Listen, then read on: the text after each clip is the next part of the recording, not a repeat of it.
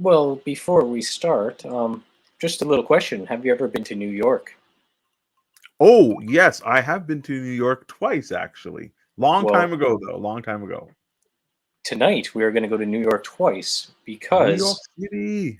New York City, because I am Batman is now the Batman of New York City. So this follows Jace Fox, Yes, Jace Fox. Jace Fox as he is taking on sort of a mantle of Batman, and he has gone to New York to help with his sister. Sorry, I haven't read the following issues, but I think he's helping his sister, his Helping mother, his and his sister, and sister. he's got family roots in New York City. Yeah. New York. So he's decided to go there, help her, and become the crime-fighting vigilante known as Batman of New York. Um, I really like this book because we see a different side to superheroes. The New York mayor wants to embrace Batman and give him almost like deputize him. Correct? Yes. He wants to give him his own task force and say, "You go out and do what you have to do, but you work for the police now." Which I don't know. Maybe Gotham should take that advice and run with it. Give Bruce Wayne, whenever he returns from where he is, deputize him. Why not? Right? Yeah. No, this book was really cool. And it's kind of special for us because Jesse and as you know, Ken Lashley, he did the Hmm. art for this one issue, and he's a great friend of the store. And yeah, he really knocked it out of the park. His Batman is one of the best in the business, It and is. this book kind of shows why. Ken is also going to be, I think, the new regular cover artist. So although he's only doing this particular issue, the interior art, it was nice to get a full-on issue. Now, if you don't know who Jace is, DC introduced a series, I gotta say, maybe a year ago, almost a year ago, called Future Yes. State, in which Jace took over as Batman in Gotham, and as everything kind of played out now, as Jesse's mentioned, he has moved on to New York, and he is going to almost be a authorized or sanctioned member of the police force. So again, this is a very different move. Now let's talk a little bit. You said going to New York. Let's mention a cool thing that DC Comics did. DC actually did big billboard ads in New York City talking about this comic book. And I got to say, props to DC for doing that, because comics don't get a lot of advertising outside of comics themselves, which is kind of, I've always said, that's kind of silly. It's like selling ice to Eskimos. They've got it already, right? Yeah. And we need other people to know that comics are still out there. Comics are changing, comics are diversifying and stuff. So they took out these big billboards, very, very nice. So hopefully they can drum up some attention to this particular Batman title. But before I leave this subject matter, DC also put out a new trailer for The Batman. And at the end of that trailer, it says, check out these 3 graphic novels of Batman. It was Batman Year One, Batman Ego, and I think Long Halloween. So again, props to them for finally advertising comic books and giving a number for where I think it's called the comic shop locator, so people can find where to find these graphic novels and stuff.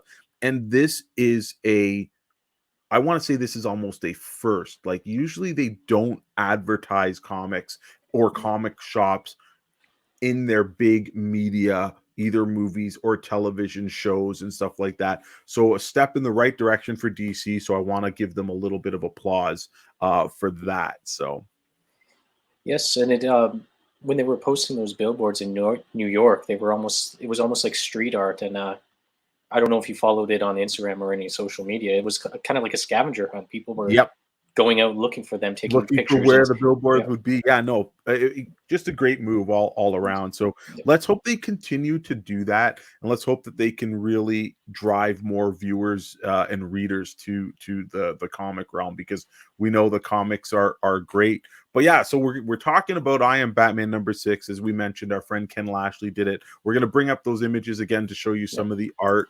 And this was cool series because this shows Batman in action, and he goes to the crime-ridden areas, not Manhattan. Manhattan is already policed really well. So in this, he's trying to go to the other areas that the police don't dwell in. And he also makes a note that he's got to earn the trust of the people. And how he does that is he's doing it a little bit more visually. He's letting people take pictures of him with the cameras, with their cell phone cameras and stuff. He's being a more, even though he operates at night, he is also letting people see him so that he can earn the trust of the people because he's new to this town. So again, a really cool, as Jesse said, this is not just taking Batman, photocopying him and dropping in New York City, which was already Gotham was an analogy to New York City. So they are working to try and make this book different. So if you do check out this book, it is kind of a cool jumping on point. You can read this one without reading the other ones, but the other ones were quite solid too. Same writer, I think it's John Ridley is writing it. So yeah, fantastic book. I really, really liked it. I will just give a little bit of a warning. The first and the last page are pretty graphic. There's a grisly murder, and we see something that is pretty shocking in it. So, but yeah, all around a good, solid book. My pick of the week, definitely. So back to the whole New York thing. What did you think of the little excerpt they had where they say they have no supervillains in New York? Did that catch you off guard a little bit? It doesn't seem like Gotham and Metropolis are the only places with supervillains. It's actually really funny because in the DC universe they don't mention New York a lot. It's always, like I said, it's Gotham, it's Metropolis, Keystone City. They've got these kind of made up cities, and I guess they're trying to say like, oh hey, New York it has crime, but it doesn't have super powered crime. So they're a little bit worried about that. But yeah, again, it's really cool. Like I said, they've dropped the political stuff right in there, right out of the gate, and stuff. So you already know it's a different type of book, and it's going to be a different series, and it has to be because again, Batman already has so many titles. You can't just, if you were just going to make somebody else Batman and just make it the same, it's not going to work. So again, I liked it. I thought it was pretty cool, and I did like the characters. Again, they are not carbon copies of the people you see in Gotham, and also with a little bit of what's going on. I don't want to give away too many spoilers because I do believe you guys out there should check it out.